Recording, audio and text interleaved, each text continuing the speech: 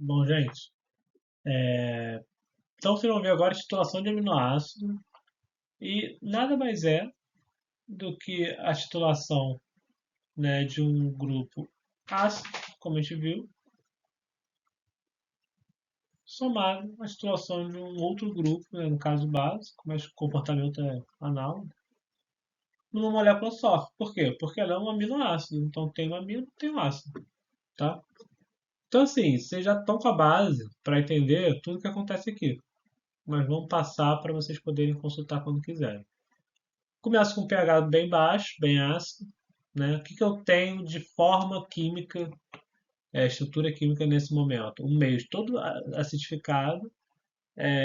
Pô, minha base do amino, a minha amina, ela tem toda a tendência de receber próton, então ela está protonada. A carboxila não tem motivos para perder esse próton ainda, apesar de ser um ácido.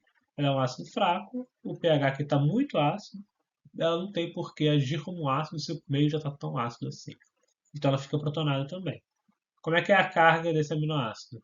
Mais um, né? Porque tem uma carga positiva aqui, beleza. Isso é importante para a gente saber depois. Vou adicionando base, o pH sobe muito rápido, aí começa a subir mais achatado, porque começa a formar esse cara aqui. Então, inicialmente, eu só tinha nessa forma, e ele começa a achatar a curva exatamente porque está formando um pouco desse. E aí, quando eu adiciono base, esse cara que está doando próton, agora sim está atingindo o pH que ele tem tendência de doar próton, doa o próton, neutraliza parcialmente essa base, e aí o aumento do pH fica atenuado, né? A solução tampão atenua alterações de pH. Então, eu começo desde essa curva aqui até acabar essa curva aqui, até virar uma reta aqui de novo, sendo mais criterioso, eu tenho uma zona de tamponamento, uma zona onde eu tenho alguma proporção entre essas duas estruturas químicas aqui, a ionizada e a protonada, tá?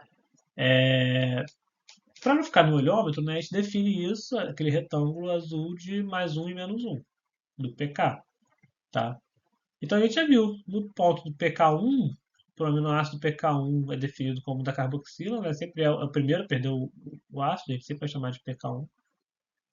No ponto pK1 aqui, eu vou ter metade. Como é que eu vou fazer isso, gente? Sem caneta. Metade das moléculas dessa forma e metade das moléculas dessa forma, no ponto pK1. Então, um exercício que já é importante de saber é, aqui eu tenho a forma chamada zwitteriônica, o zwitterio. É que eu tenho mais um, tá tudo ionizado, né? A amina protonada e a carboxila desprotonada. Então tem uma carga líquida zero no zwitterium de um aminoácido. E, e aí, se eu tenho metade das moléculas na carga mais um e metade das moléculas na carga zero, o meu saldo líquido, minha carga elétrica líquida aqui dessa mistura de moléculas é de 0,5. Justo? É metade, é a média. Metade não, né? É a média entre o mais um e o zero. Tá? Aí cheguei no pH de 3,34, que é o 2,34 mais um aqui, e agora muitas moléculas estão nessa forma aqui. São todas? Não. Todas vai estar quando deixar de ser curva, que for uma reta perfeitamente reta, tá?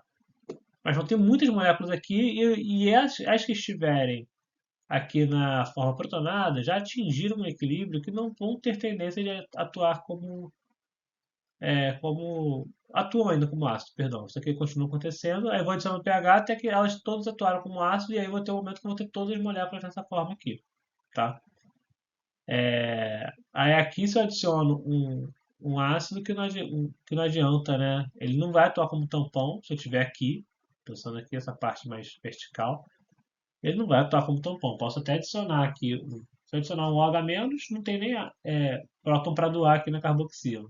E na amina, como ela é uma base, ela tem a tendência de segurar o próton até que o pH fique muito alto, né? Ela não é um ácido com tendência de doar próton, então ela tem a tendência de ficar com esse próton.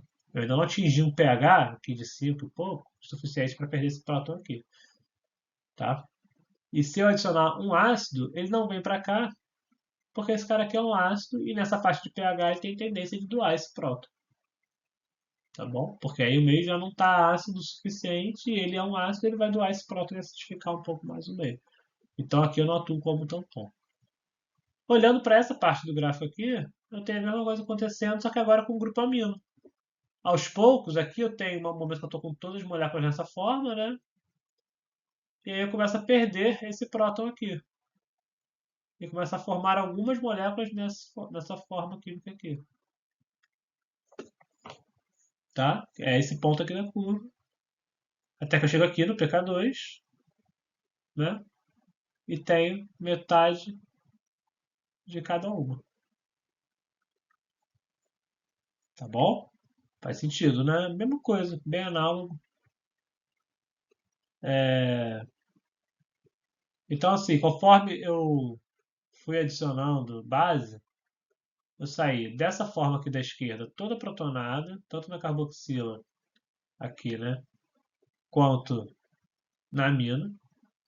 Comecei a ter uma mistura dessas duas. Passei pelo ponto do pK1, que eu tive uma mistura meio a meio. Depois passei a ter só a forma deuteriônica. Cara, é um ponto teórico, gente. É um pontinho onde eu só tenho 100% das moléculas aqui. Desloquei um pouquinho o pH para cima para baixo, para um lado para o outro, eu já vou começar a formar um pouco dessa molécula ou um pouco dessa aqui. Tá? Mas teoricamente existe um ponto onde 100% está aqui dessa forma. E eu continuo adicionando base, continuo subindo o pH. E agora começa a formar uma proporção entre essa e essa. Então no pK1 eu tenho a proporção entre essa e essa.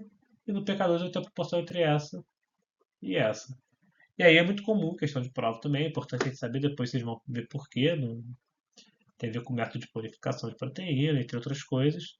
Mas é importante saber se a sua solução de proteína, se ela ou de aminoácido no caso, né?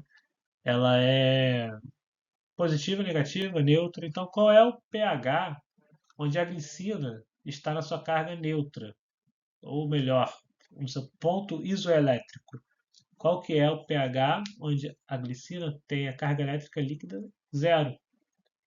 Ponto isoelétrico, né? Então, a carga é igual. Isoelétrico, mesma quantidade de cargas positivas, então vai ter de cargas negativas, né? Então, uma carga líquida de zero. Como é que eu vou achar? Pô, se no pK1 eu tenho exatamente metade das moléculas aqui, metade das moléculas aqui, e no pK2 eu tenho metade das moléculas aqui, metade das moléculas aqui, é bem justo dizer que no meio do caminho, exatamente no meio do pK1 e do pK2, eu tenho 100% desse cara aqui, né? Porque para eu sair de 50% aqui, 50% aqui, para 50% aqui, 50% aqui, eu passei pelo 100% desse cara, do Ethereum, e isso é o meio do caminho, exatamente, entre PK1 e PK2. Então, se vocês forem ver, o ponto isoelétrico aqui foi calculado pela média do PK1 com o PK2. Simples assim, tá bom? Falta só mais um videozinho para vocês dominarem e acertarem qualquer questão disso aí na prova e no conhecimento de vocês.